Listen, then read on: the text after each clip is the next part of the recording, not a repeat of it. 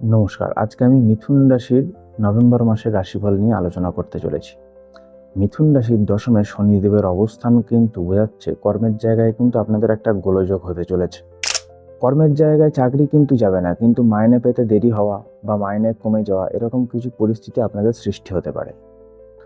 বাড়িতে কারো শারীরিক কষ্ট হতে পারে এবং স্ত্রী স্বামী বা স্বামী স্ত্রীর সাথে একটু মনোমালিন্য ঝগড়া এগুলো কিন্তু হতে পারে। কোনো বন্ধু দ্বারা প্রতারিত হওয়ার চান্স আছে, তাই আপনাদের কিন্তু সাবধানে থাকা উচিত। এই যে আপনি জেনে গেলেন, তো বন্ধুদের সাথে কিন্তু সেইভাবে মেশা উচিত এই নভেম্বর মাসটা। আর বর্তমানে আপনাদের উপর একটা রাহুর দৃষ্টিও পড়ছে, তাই এই সময় কিন্তু আপনারা নিজেকে নিয়ে একটু বেশি ভাবছেন এবং নিজেদের পাশাপাশি সন্তানদেরকে নিয়েও কিন্তু আপনারা অনেকটা বেশি ভাবছেন। তাই এত ভাবনা চিন্তা করে লাভ নেই, যা হবে ভালোর জন্যই হবে।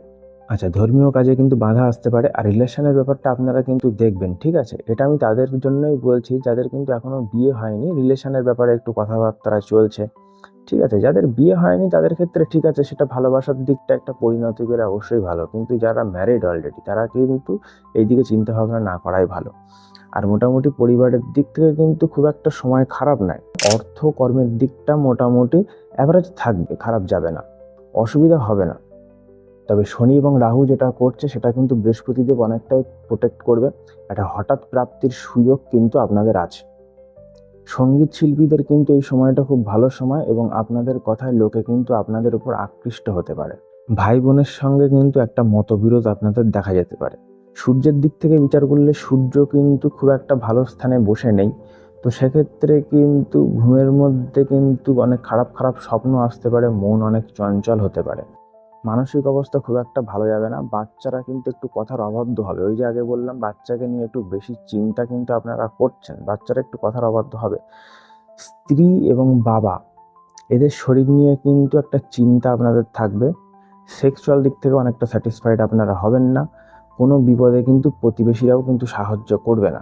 কিছু কিছু ইচ্ছা আপনাদের অপূর্ণ থেকে যাবে। সমস্যা এই মাসটা থাকার কিছু করার নেই, ঠিক আছে? আস্তে আস্তে তবে এই প্রবলেমটা ঠিক হয়ে যাবে।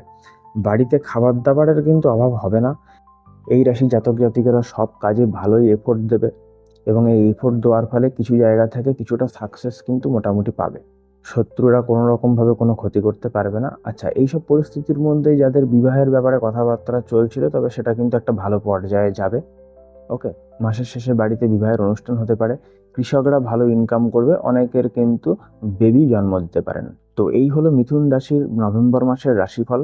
তো মিথুন রাশির জাতক জাতিকারা যারা মোটামুটি সুফলের থেকে কুফল বেশি ভোগ করতে চলেছেন এই নভেম্বর মাসটা, বা সুফলগুলো বেশি পেতে আপনারা একটা কাজ করুন, একটা রেমেডি বলে দিচ্ছি। কাককে খাদ্য খাওয়ান। বাড়ির আশেপাশে যেসব কাকরা ঘুরে বেড়াচ্ছে তাদেরকে যত সম্ভব বাড়ির যদি কোনো ওয়েস্টেজ খাবার থেকে থাকে সেগুলো দিন, তারা খাক। শনিবার করে এটা আপনারা করবেন। তো আপনাদের যদি রাশিফলটা এবং রাশিফলের সাথে রেমেডিটা পছন্দ এসে থাকে, তাহলে ভিডিওটাকে একটু লাইক করে দেবেন ও আমার চ্যানেলটাকে একটু সাবস্ক্রাইব করে দেবেন। হরে কৃষ্ণ।